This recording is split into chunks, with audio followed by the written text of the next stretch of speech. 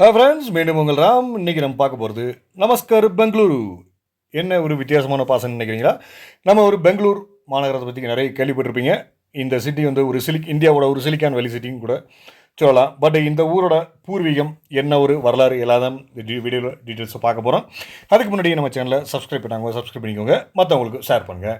அப்புறம் தான் நாங்கள் போடுற எஃபர்ட் உங்களை வந்து சேரும்.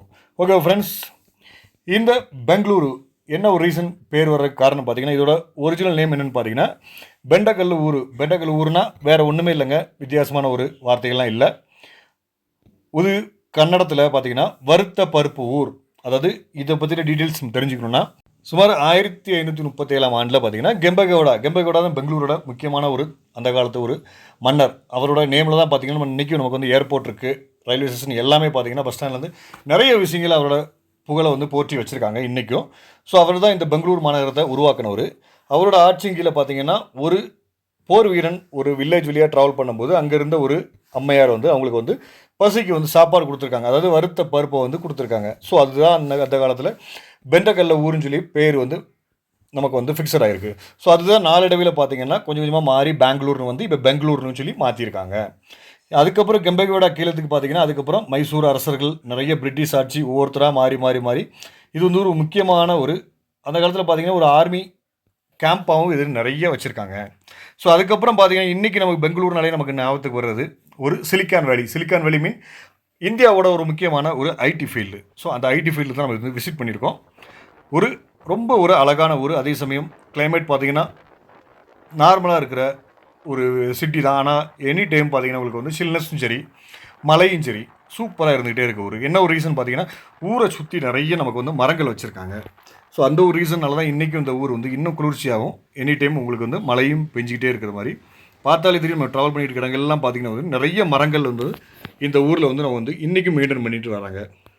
ஸோ நம்ம ஏற்கனவே சொன்ன மாதிரி பார்த்தீங்கன்னா இந்தியாவோட ஐடி ஃபீல்டில் ஒரு முக்கியமான ஒரு ஹெட் ஆஃபீஸ் பூரா இங்கே தான் இருக்குது. Infosys, Wipro, TCS, Accenture, IBM போன்ற முக்கியமான வேர்ல்டு ஃபேமஸான ஒரு ஐடி ஃபீல்டு எல்லாமே இங்கே வந்து பிரான்ச்சஸ் இருக்குது. அவங்களோட ஹெட் ஆஃபீஸ் எல்லாமே பார்த்தீங்கன்னா இங்கே தான் இருக்குது. இது போக இந்தியாவில் இருக்கிற ஸ்டார்ட் அப்பில் அதிகமாக ரெடி ஆகிட்டு இருக்க ஒரு சிட்டியும் கூட இந்த பெங்களூர் வந்து நம்ம சொல்லலாம்.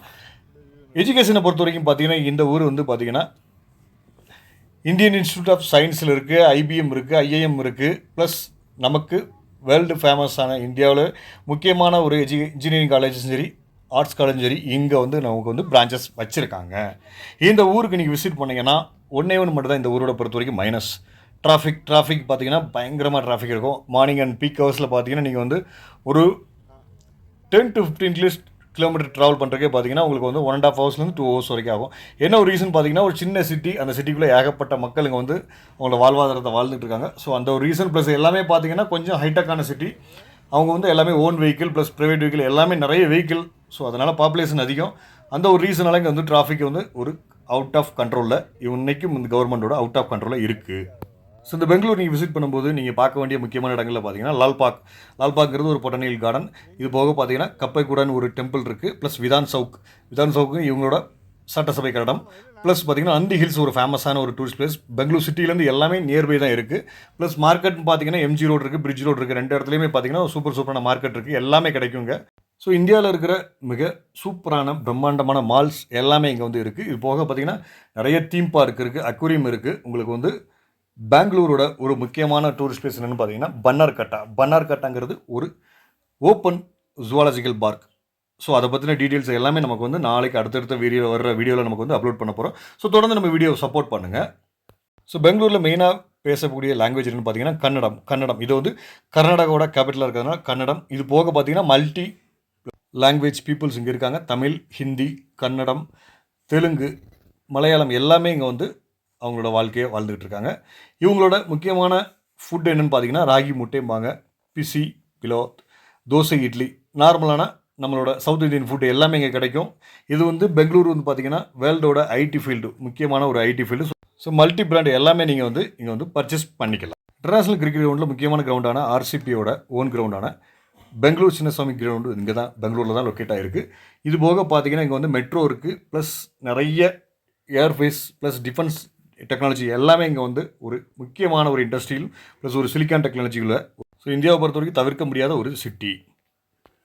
இன்ஃப்ராஸ்ட்ரக்சரை பொறுத்த வரைக்கும் பார்த்தீங்கன்னா நல்ல ஒரு வேகமாக டெவலப் ஆகிட்டு இருக்க ஒரு முக்கியமான ஒரு இவங்களோட பார்த்தீங்கன்னா எக்ஸ்பிரஸ் வே நிறைய வச்சுருக்காங்க, நைஸ் ரோடு, ரிங் ரோடு எல்லாமே பார்த்தீங்கன்னா இன்றைக்கும் நல்ல ஒரு இன்ஃப்ராஸ்ட்ரக்சரில் டெவலப் ஆகிருக்கிறதுனால இந்த சிட்டி வந்து இன்னும் நிறைய ஒரு இன்வெஸ்டர்ஸை நிறைய ஒரு கவர் பண்ணுற மாதிரி இவங்க வந்து டெவலப் ஆகிட்டு வராங்க.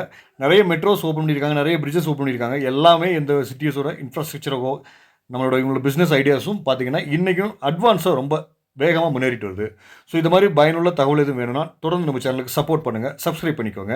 அப்படின்னா தான் நாங்கள் போடுற எஃபர்ட் உங்களை வச்சிடும். தொடர்ந்து பெங்களூர் பற்றின வீடியோஸ், அந்த பன்னார்கட்டா ஜூஸ் எல்லாமே வீடியோஸ் டீட்டெயிலாக நம்ம சேனலில் அப்லோட் ஆக போகுது. ஸோ தொடர்ந்து நம்ம சேனலுக்கு சப்போர்ட் பண்ணுங்கள்.